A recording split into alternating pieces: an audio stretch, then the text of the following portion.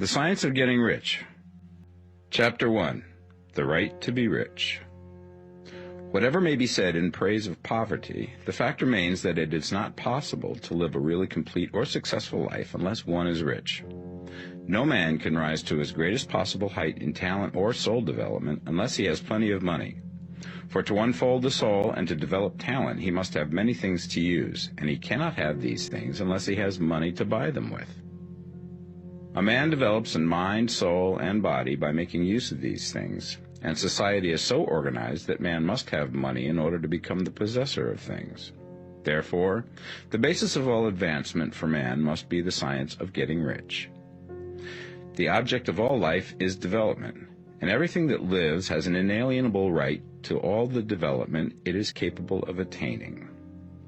Man's right to life means his right to have the free and unrestricted use of all things which may be necessary to his fullest mental, spiritual, and physical unfoldment, or, in other words, his right to be rich.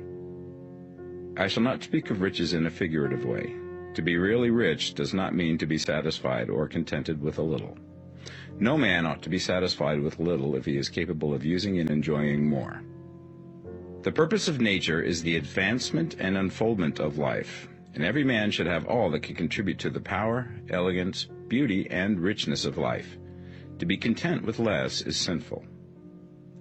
The man who owns all he wants for the living of all the life he is capable of living is rich, and no man who has not plenty of money can have all he wants. Life has advanced so far and become so complex that even the most ordinary man or woman requires a great amount of wealth in order to live in a manner that even approaches completeness. Every person naturally wants to become all that they are capable of becoming. This desire to realize innate possibilities is inherent in human nature. We cannot help wanting to be all that we can be. Success in life is becoming what you want to be. You can become what you want to be only by making use of things, and you can have the free use of things only as you become rich enough to buy them. To understand the science of getting rich is therefore the most essential of all knowledge. There is nothing wrong in wanting to get rich. The desire for riches is really the desire for a richer, fuller, and more abundant life, and that desire is praiseworthy. The man who does not desire to live more abundantly is abnormal, and so the man who does not desire to have money enough to buy all he wants is abnormal. There are three motives for which we live. We live for the body, we live for the mind, we live for the soul. No one of these is better or holier than the other. All are alike desirable, and no one of the three, body, mind, or soul, can live fully if either of the others is cut short of full life and expression.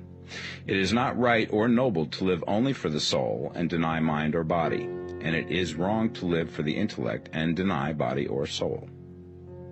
We are all acquainted with the loathsome consequences of living for the body and denying both mind and soul. And we see that real life means the complete expression of all that man can give forth through body, mind, and soul. Whatever he can say, no man can be really happy or satisfied unless his body is living fully in every function, and unless the same is true of his mind and his soul. Wherever there is unexpressed possibility or function not performed, there is unsatisfied desire. Desire is possibility seeking expression or function seeking performance. Man cannot live fully in body without good food, comfortable clothing, and warm shelter, and without freedom from excessive toil. Rest and recreation are also necessary to his physical life.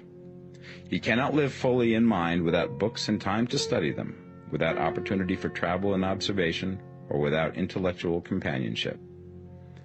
To live fully in mind, he must have intellectual recreations, and must surround himself with all the objects of art and beauty he is capable of using and appreciating. To live fully in soul, man must have love, and love is denied expression by poverty. A man's highest happiness is found in the bestowal of benefits on those he loves. Love finds its most natural and spontaneous expression in giving. The man who has nothing to give cannot fill his place as a husband or father, as a citizen or as a man. It is in the use of material things that a man finds full life for his body, develops his mind, and unfolds his soul. It is therefore of supreme importance to him that he should be rich. It is perfectly right that you should desire to be rich. If you are a normal man or woman, you cannot help doing so. It is perfectly right that you should give your best attention to the science of getting rich, for it is the noblest and most necessary of all studies. If you neglect this study, you are derelict in your duty to yourself, to God, and humanity, for you can render to God and humanity no greater service than to make the most of yourself.